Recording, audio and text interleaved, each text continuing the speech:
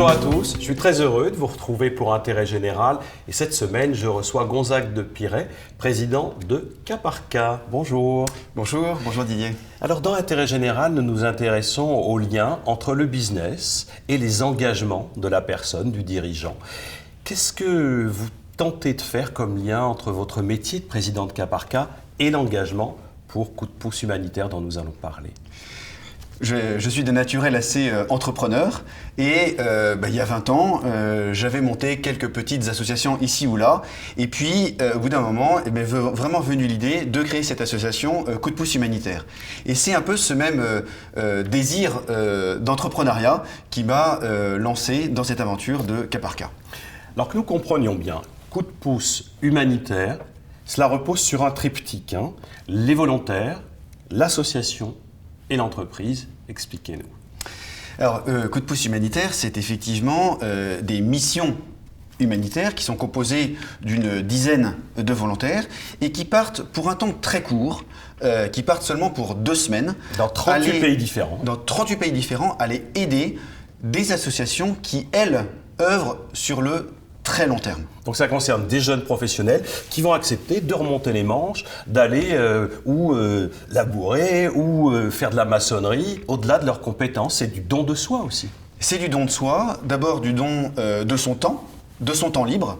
Ce sont des jeunes professionnels qui partent avec Coup de pouce. Donc ils prennent sur leur temps de vacances. Ils financent eux-mêmes leur voyage. Et c'est cette générosité qu'ils vont venir offrir aux associations locales. Les associations locales qui sont au cœur du système. Vous vous appuyez sur des savoir-faire qui sont ou ici en Afrique ou là en Inde, mais vous n'inventez pas l'eau où elle existe. Absolument. Nos associations partenaires, ce sont des associations d'abord qui sont là sur le très long terme. C'est-à-dire qu'elles existent depuis au moins 10 ans et j'ai la conviction qu'elles existeront encore dans 10 ans. Ensuite, ce sont des entreprises, des associations qui sont très ancrées dans leur territoire. Par exemple, je me souviens d'une mission qui m'avait personnellement beaucoup marqué au Burundi avec Marguerite Barankitse, qui est une femme absolument exceptionnelle, qui a, après tout la tragédie qu'a connue le Burundi, qui a beaucoup œuvré pour la réconciliation entre les Hutus et les Tutsis. Et on a eu la chance de travailler auprès d'elle pour aller construire des bâtiments de santé dans le village où elle travaille. Alors, qu'on comprenne bien le modèle d'alliance. Pour que Coup de pouce humanitaire puisse agir, il faut aussi de l'argent. C'est peut-être là où entre le chef d'entreprise que vous êtes, homme expert du business, et puis le non-profit business, cet engagement dans l'humanitaire, il y a des liens à faire. Comment vous travaillez? Les entreprises vous financent, des partenaires?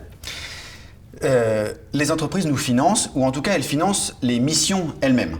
Je rappelle que les volontaires, eux, ils financent tous leurs voyages. Donc il ne s'agit pas pour les entreprises de financer des voyages, mais de financer très concrètement des matériaux de construction, des ouvriers locaux pour aller construire une salle de classe, repeindre un hôpital, etc. Cet argent-là, effectivement, il nous vient des entreprises. Et qu'est-ce qu'ils gagnent, les entreprises ? Ce qu'on a vu au fur et à mesure du temps, c'est que, au départ, les entreprises disaient « Bon, j'ai un de mes salariés qui va s'engager formidable pour aller en Zambie, qui va aller au Brésil, qui va aller en Inde, aux Philippines. Pendant 15 jours, je trouve ça formidable, je lui donne un petit chèque pour accompagner ce pourquoi il va travailler. » Mais petit à petit, on voit, et c'est croissant au fur et à mesure des années, que les entreprises voient un sens aussi au fait que les salariés, leurs salariés, partent aller aider les autres. Et donc, en fait, on est de plus en plus en contact avec les fondations des entreprises ou de manière générale avec la politique RSE des entreprises qui, elles, disent « Mais écoutez, ce que vous faites est absolument formidable. Donc, je vais faire partir un certain nombre de salariés. Bien sûr, je vais vous financer en contrepartie et je vais communiquer auprès de tous mes salariés pour dire tout le bienfait que font mes salariés de par le monde. » Donc, elles y gagnent de la communication externe et peut-être elles gagnent des collaborateurs qui reviennent avec une expérience de vie qui a fait d'eux des personnes un petit peu différentes, et cette différence, elles vont pouvoir la partager, les s'aimer dans cette culture d'entreprise. Exactement. Quand on revient de sa mission, on est toujours transformé. J'en ai moi-même fait beaucoup. Chaque mission m'a transformé quelque part.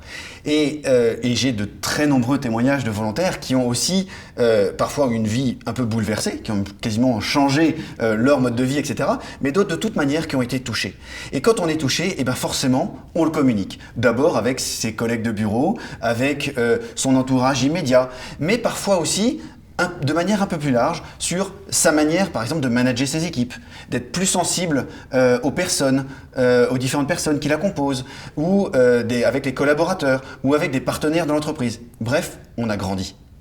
Coup de pouce humanitaire, ça peut participer à être un vecteur de management, d'éveil à un regard nouveau vers l'autre, qui ensuite, si je vous entends bien, est essaimé dans l'entreprise, donc qui finalement amène une plus-value humaine aux collaborateurs, et c'est une qualité indispensable dans l'entreprise.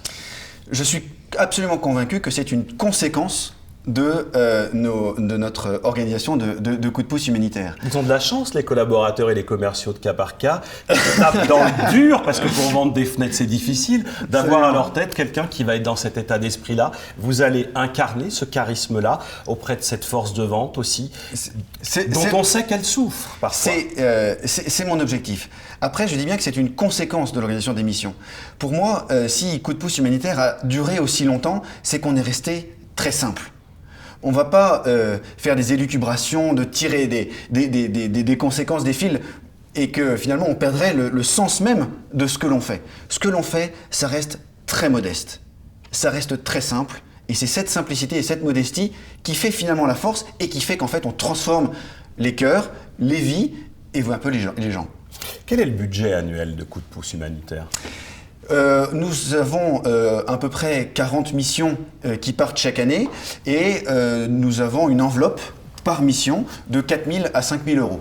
Donc voilà, on fait le. Les spectateurs feront le calcul. Pour refaire la. Et donc que ce sont des entreprises qui abondent en fonds, comme vous l'avez expliqué. Donc ça fait 200 000 euros à peu près de budget, sachant que nous n'avons quasiment aucun budget de fonctionnement de l'association. Donc vous cherchez des partenaires économiques. Vous demandez aussi à des entreprises de vous rejoindre, de vous accompagner dans le développement de coups de pouce humanitaire. Nous les invitons à nous rejoindre pour nous financer. Mais en fait, de plus en plus, ce qu'on cherche, c'est vraiment des partenaires entreprises avec qui nous pourrons échanger plus en profondeur par rapport à toute la politique RSE des entreprises. Et nous avons un certain nombre de PME partenaires pour qui c'est vraiment l'engagement de toute leur entreprise qui est là. Alors vous qui nous regardez à travers le réseau VIA et les télévisions locales de France, si vous êtes entrepreneur, dirigeant d'ETI, voilà, vous avez une modalité d'engagement de vos collaborateurs avec coup de pouce humanitaire. Peut-être qu'on pourrait prendre, si vous le voulez bien, un exemple assez fort d'une des missions. On est assez friand d'une action très emblématique qu'on comprenne bien. Alors vous parliez d'une action qui vous a touché tout à l'heure, mais peut-être une récente. Alors une tout récente d'il y a quelques mois qui se passait en Inde. Ça faisait déjà quelques années qu'on allait aider ce partenaire et en fait au bout de ces quelques années on a pu construire une école, des bâtiments pour accueillir les enseignants. Ce qui est intéressant, c'est que l'association partenaire est une association française qui travaille la majorité de son temps en Inde et qui est en partenariat avec une ONG indienne. Et on sait combien en Inde c'est très important d'être en partenariat avec des ONG indiennes. Oui, il y a une culture d'acceptation de travailler avec l'autre si l'ONG est reconnue sur le territoire. Exactement. Et voilà, et les volontaires qui ont pu travailler auprès de ces intouchables en Inde ont été profondément bouleversés. Et j'ai reçu personnellement des témoignages des volontaires qui m'ont moi-même beaucoup touché et qui me disent que l'aventure vaut vraiment le coup d'être continuée. Alors cette aventure, elle vaut vraiment le coup d'être continuée et en même temps, vous n'avez pas l'ambition de régler toute la misère du monde parce que évidemment la charge de travail serait colossale ou ce serait complètement utopique. Vous vous satisfaisez de ce type d'impact? Vous êtes satisfait de vous dire finalement nous apportons une petite pierre à l'édifice, mais c'est ce qui compte? Oui, je crois que notre ambition, elle reste modeste. Et on s'est appelé coup de pouce il y a 20 ans. C'est pas le hasard. Ça n'est pas le hasard. Et 20 ans après, ça ne me viendrait pas à l'esprit de changer le nom. Donc c'est un Parce coup de que pouce. nous sommes modestes. Et c'est aussi dans les gènes de notre association. La modestie, le respect de nos partenaires, etc. Et ça, ce sont Parce des valeurs que ce- vous partagez comme président de cas par cas aussi, parce que vous n'êtes pas scindé. Le président de cas par cas, c'est le même président de coup de pouce humanitaire. Donc j'imagine que tout cela s'irrigue de l'un à l'autre. Je pense qu'on ne peut pas être deux personnalités en une. Hein, je Ça crois va, que vous c'est- me le confirmez.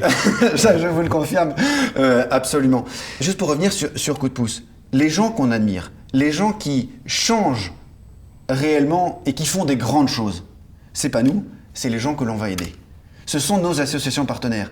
Et eux, ils ont un rayonnement absolument considérable. Et c'est pour eux qu'on a une ambition énorme. Mais c'est pas pour nous. Et pour terminer, Gonzague de Pirey, peut-être m'adresserai-je à Gonzague, au fond, qu'est-ce qui vous anime en tant qu'homme dans ce projet? Pourquoi vous portez cela? Je dirais, quand j'ai créé Coup de pouce humanitaire, voilà, j'étais habité un peu d'une fougue de la jeunesse, une fougue de création, une vraie envie d'aller sur le terrain, aller aider des populations, etc. 20 ans plus tard, il y a toujours c'est ça qui m'anime. Mais c'est aussi parce que je me dis, il y a beaucoup de gens qui sont touchés par cette manière d'aider les autres. Et finalement, ça me fait vivre. Mais c'est un peu comme dans le management, si on peut faire le lien avec le l'entreprise, business, bien avec sûr. le business. Dans le management, ce que je trouve le plus beau, c'est quand une personne réussit à se transcender, réussit à faire des choses qu'elle ne pensait pas que c'était possible de faire. Même Et au-delà de ses compétences. et grâce à son manager, cette personne-là aura réussi à faire quelque chose de plus, d'encore plus merveilleux. Avec un supplément d'âme ou un dépassement de soi. Et je crois que c'est ce qui peut terminer notre échange. Je vous remercie beaucoup, Gonzague de Pirey. Je rappelle que vous êtes le président de Cas par Cas. À bientôt. Merci beaucoup. Et vous, qui souhaitez en savoir davantage sur Coup de pouce, la page Facebook Coup de pouce humanitaire ou le site internet. Et c'est pas Coup de pouce en entier, c'est www.c2pouce.com. Je vous remercie et je vous retrouverai la semaine prochaine pour un autre numéro d'intérêt général. Au revoir.